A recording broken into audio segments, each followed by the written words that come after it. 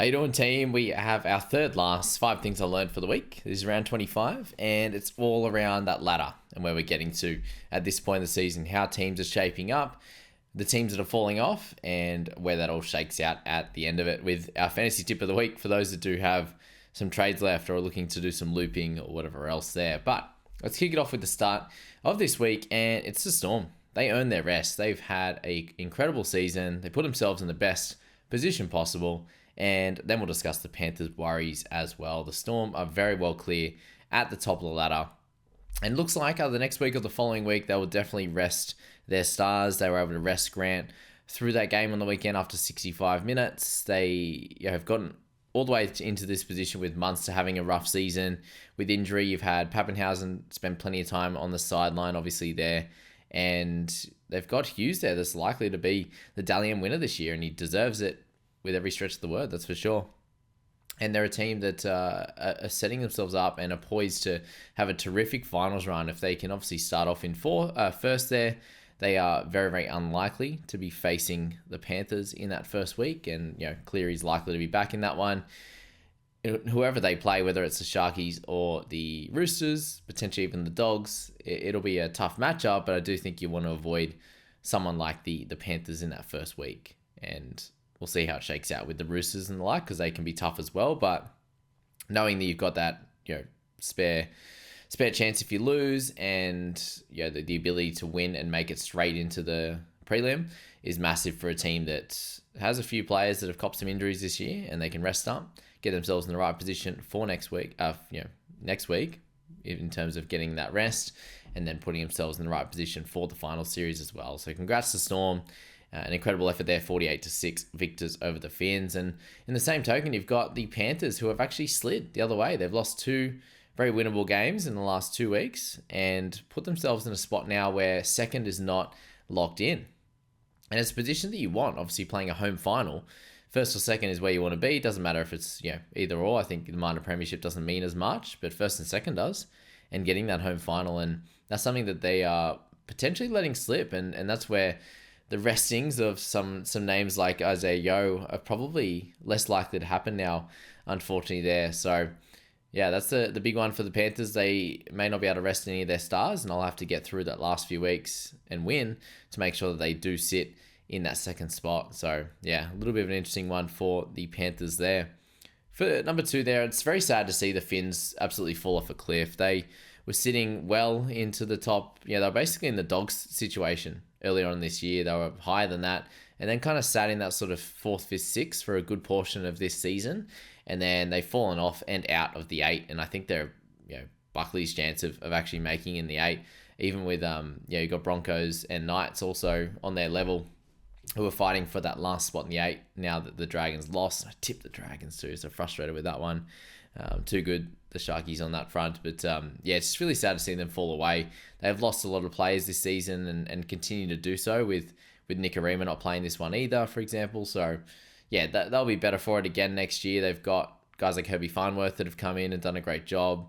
They do lose Ewan Aiken, but there's lots of different guys. Gilbert they need back as well. So, tough one. He's had a tough couple of seasons, Gilbert, especially with what he's been able to bring to the Finns and into the Origin arena. He's had 2 big injuries, so hopefully they can have a terrific off-season and they can start the season well again next year, just like they did this one. And then number 3, you've got the Broncos, the Finns, and the Knights. They still in with a chance, so we'll get into the ladder very, very shortly, but they're still there, and it's all riding on how things go with the Dragons, and obviously getting that loss today for the Dragons. If they can lose 1 or 2 more, then you definitely open it up for these other teams if they can continue to get wins in these last 2 matchups. So, great win from the Knights yesterday. Awesome win from the Broncos as well. And then the Finns are still in with a shot, given they're right up there with the on the ladder with the Broncos and the Knights there. Number 4, you've got the Sharks and Dogs. They really lock in an important win for each of them, and give themselves some breathing room that if they did happen to have a loss in these last 2 games, it wouldn't be detrimental to them.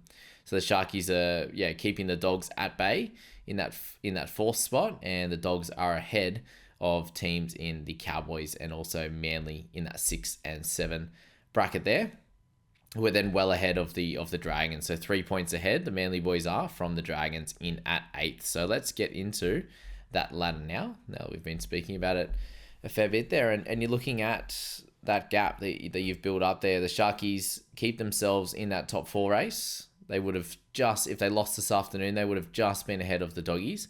So it was a really important match for both the Sharkies and the Dragons in that one. And the Dragons actually moved out of the 8 there with that loss. So a really important one there, unfortunately, pushes them back after a very, very tough one there. So I don't know how that one worked out, that the Finns end up moving ahead of the Dragons after they both lost this week. How does that one work, team? Someone make it make sense. So they went down, and the Finns went up after having a loss that was worse than that of the Dragons. So not sure how that one plays out, but it does anyway. So as I said, the Finns are still well in a chance, but the way they're playing right now, they don't look like coming out and being in a good spot there. That's for sure. What are they? Are they missing games, aren't they? Oh, I said they're in around 23. Scratch that, guys. How's that one worked out? Yeah, right. Not sure. Not sure. Let's see if that does a little reset there. Why does it say the end around 23? Okay. Anyway, that's cool. I'll have to get up on my phone instead and discuss it that way. That might be the better way for us. So bear with me here, ladies and gents. Okay. Yeah, it's just pushed back to round 23. Yeah, cool. Because the Dragons are definitely on 28 points. Anyway, I think from memory here, yeah, it's got the same situation there on my phone. So yeah, Storm have pushed well ahead. Roosters and Sharkies have pushed closer to the Panthers there as well, which is nice and tough on that front. And then, the Sharkies and everyone from there. So Dogs pushed up too. Sharkies have pushed up as well. Yeah, not much else to go through when it's not coming up perfectly. But anyway, yeah, the Broncos are in with a chance. Raiders aren't Raiders, got a win as well and put themselves up there in that situation as well. So we'll see how that one plays out. But I'll discuss it a little bit more next week when we've got a clearer picture going into one round remaining there. But just on the fantasy tip of the week to finish things off here, last week we spoke about the top guns really stood up in their positions, and it happened again. All those mids especially was the big one this week. And it's going to give you the best chance of a good finish, and that's what's happened with Yo and Murray and these types of guys. But we just found out that Murray's actually going to be serving a 2-game ban, so that he'll finish off the end of the year on the sidelines. So sadly for that, picked up a couple of good weeks out of him, or at least 1 week, and that's worked out well. But with this week coming up, 2 rounds to go, guys. Just have fun, team. I've almost doubled my ranking, unfortunately, 320 odd into close to 600. It's pretty gross this week, unfortunately, for myself. And hopefully with 1 trade left, I can have a good couple of weeks and go from there. But I imagine with guys like Hughes and everything resting, it might be a bit tough. But with 2 weeks left, you got head-to-head grand finals potentially. And if you had them this week, congratulations on those that won, and commiserations for those that went down, unfortunately, in their final. But if you do have any trades left, grab the guy with the highest chance of grabbing an 80. Grabbing a 60. An 80 would be great, but highest chance of getting a 60 this week and the following week as well, because it's all about chances. With a couple of weeks to go, you could get a bit unlucky, grab a DCE that picks up a 27, guys like Preston, all these types of guys that had a bit of a rough one, Matangi. Whereas if you got these guys that a very high chance of hitting sort of where they're averaging, rather than being the volatility type of player, 260s right now, the guy could come out and have a 3-round average of 30 of hitting a 35, a 45, but then hit an 80. But with only 2 games to go, you could get those low scores. So just be aware of that coming into these last 2 weeks, because just getting that extra 20 points is going to be vital in keeping you in good ranks or helping you win head-to-head finals. So there you go, guys. I hope that helped you. I hope that was fun, and we'll catch up in that next video tomorrow morning.